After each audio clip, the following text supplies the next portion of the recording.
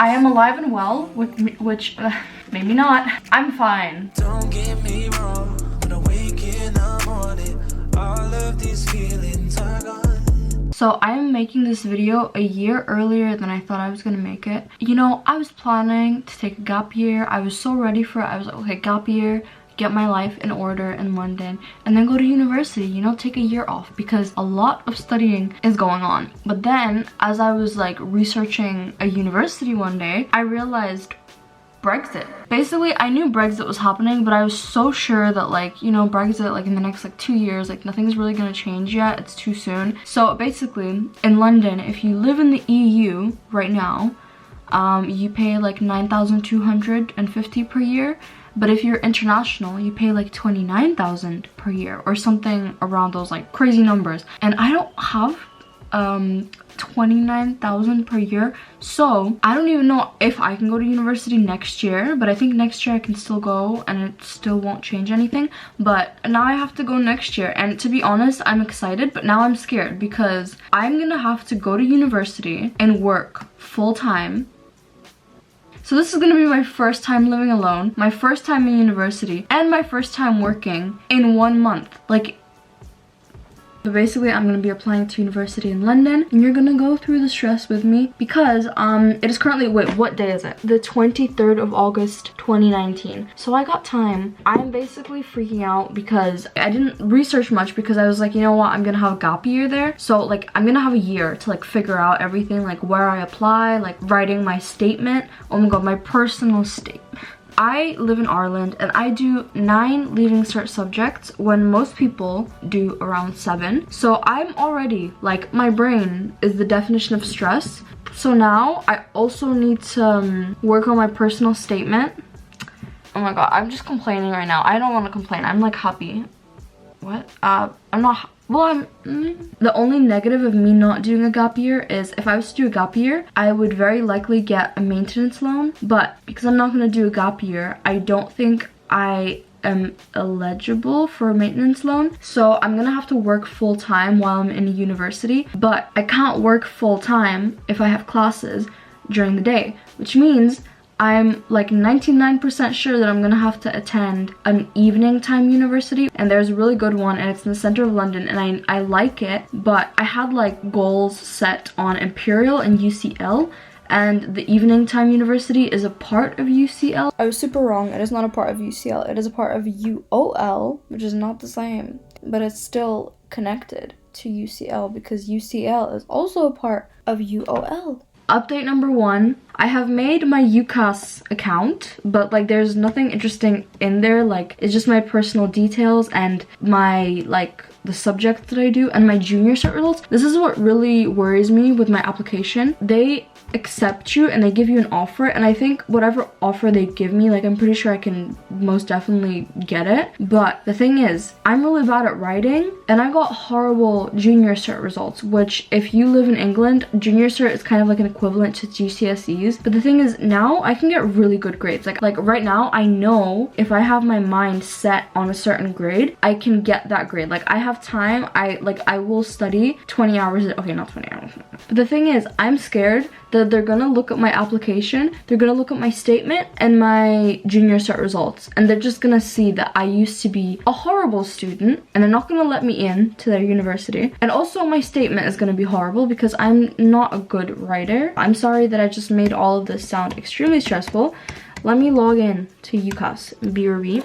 Also, I don't know if this is the thing that I should be worried about, but I'm worried that if by any chance I get into a university that I want to get into, what if they ask me for an interview?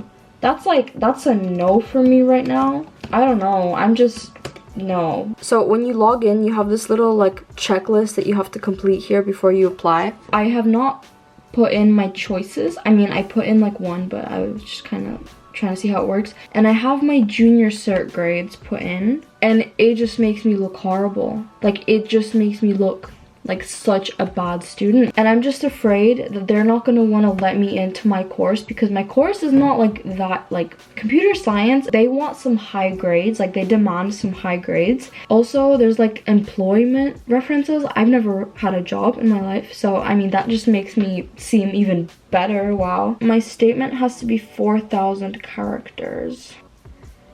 How? I can't write an essay about like Hamlet, so how am I gonna write an essay on like what I want to do with my life? Also, another little problem for the reference part, but you basically have to find a person to like recommend you, and I don't have one person that I'm thinking of. The only teacher that I did really like and we were kind of like getting along well, and maybe I wouldn't feel that awkward asking, has left to Japan, so might email him. We'll find out. I don't know. I'm a little stressed, just a little bit, you know, Brexit. So future Anna, when you're editing this and wasting your time on listening to yourself speak, I hope you wrote your personal statement, because better start working on that. If anyone is watching this and they want to apply, they're gonna think I'm being such a drama queen, which like I am. Right now, I feel alone. Like there's no one to help me. There's no one to experience my stress apart from me. Like I have no one to talk to about it. So this is update number 2, and honestly I thought these updates would be like at least a week in between each other, but I mean I think my last update was literally yesterday. I'm trying to find someone to write a reference for me, because I don't know who the hell to ask. I want my reference written by my applied maths teacher, but my applied maths teacher moved to Japan this year, so I'm trying to email the school and ask for his email address, and that's gonna be really awkward asking, and I feel really bad because it's like he's in Japan, like he's doing his own things. I think he's supposed to like input my predicted grades, but I don't know how he would know my predicted grades since he's only a teacher for one subject. So I don't know what I'm doing. Basically, my first dilemma on how I'm gonna write my personal statement is I want to study computer science in university, but I don't know how I'm supposed to write an essay talking about why I want to study computer science if I don't really know anything about it yet. Some people already know some like coding and they know a little bit of something, and I know the tiniest amount, but like I don't really know specific things about it. I don't know how to convince them that this is the path for me, like, but it just feels right. Anytime I do code, it is like so interesting. It literally feels like I'm playing a game, but really I'm like studying, learning, and I love maths. I've always been good at maths, but that's not enough for an essay trying to convince a university to like accept me. I don't know what I'm gonna write, so I'm not saying that this is what I'm going to be doing for the rest of my life. Maybe in 20 years I'm going to want to do something else, but for now, for the foreseeable future, this is 100% what I want to be doing, but I don't know how to put that into words. Okay, time for update number 3 or 4 or 3 now. I think it's 3. 3. Honestly, I still haven't done anything. I swear this vlog is all about my stress. Not much is happening in this vlog, but I really want to like document every piece of this like application process. First step is stress, and that is what I am experiencing right now. I am alive and well, which maybe not. I am alive, so it means I'm somehow getting through it. Okay, that sounds so dark. I'm fine. Okay.